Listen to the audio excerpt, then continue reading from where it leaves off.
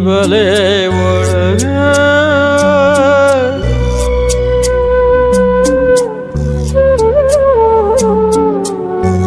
ಸಂಸಾರಿ ಬಲೆ ಒಳಗ ತನ್ನಾತ್ಮನ ಕಾಣುವ ಹೇಗೆ ತನ್ನಾತ್ಮನೇ ತಿಳಿಯದಾಗೆ ತನ್ನ ಬಾಳು ಹೇಗೆ ತನ್ನ ಬಾಳು ಹೇಗೆ ಶರೀರ ಮುಚಿತು ಮೇಲೆ ಒಳಗಿಂದ ಬಾರದೆ ಓಲೇಲಿ ಬರೆದ ಸಾಲೆ ಅದೇ ಕಂಠಮಾಲೆ ಓ ಅದೇ ಕಂಠಮಾಲೆ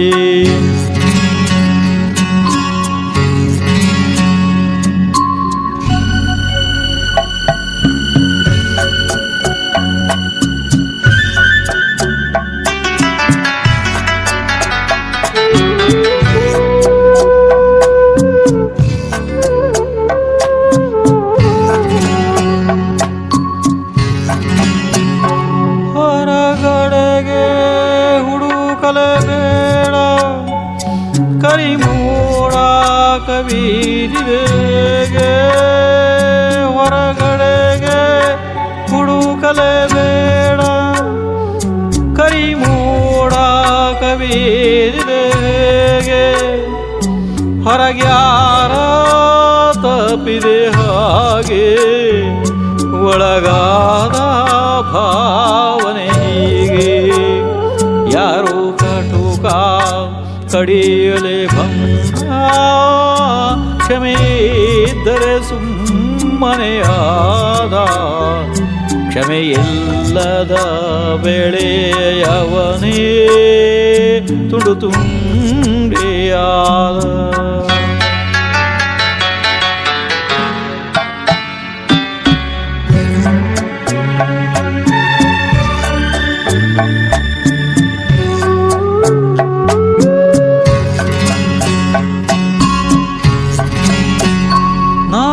ತಿಳಿದೋ ತಿಳಿಯದ ಪಾಪ ಎದೆಯಾಳದಿಯೊಡಗಿದ ತಾಪ ನಾ ತಿಳಿದೋ ತಿಳಿಯದ ಪಾಪ ಎದೆಯಾಳದಿಯೊಡಗಿದ ತಾಪ ತಿಳಿದ ಮೇಲೆ ಅದು ಹೇಗೆ ಚಲ ಮಾಡದು ಹಿಂದಿನ ಹಾಗೆ ಪರಿವಾರ ಬಂಧನ ಮಾಡೇ ಸುಖ ಶಾಂತಿಗೆ ಭಂಗವ ನೀಡೇ ಸುಖ ಶಾಂತಿಯ ಇರಿಸುವ ಊರೇ ಅದು ಕಾಡಬೀಡೆ ಓ ಅದು ಕಾಡಬೀಡೆ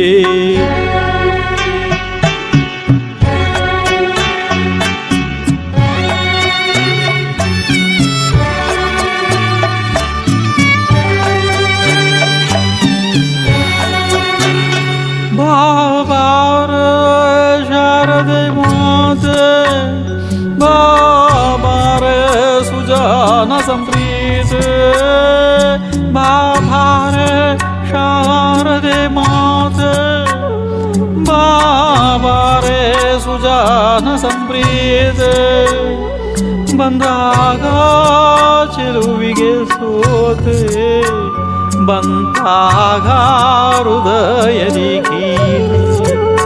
ಧಾರ ಬಿಗಿದ ಉಯ್ಯಾದ ನಾಲ್ಗತಿಗಳ ತಿರುಗಿದ ಮೇಲೆ ಕೇವಲ ಜ್ಞಾನದ ಆಮಾಲೆ ನೀ ನೋಡು ಲೀಲೆ ಓ ನೀ ನೋಡು ಲೀಲೆ ಸಂಸಾರಿ ಸಂಸಾರಿ ಸಂಸಾರಿ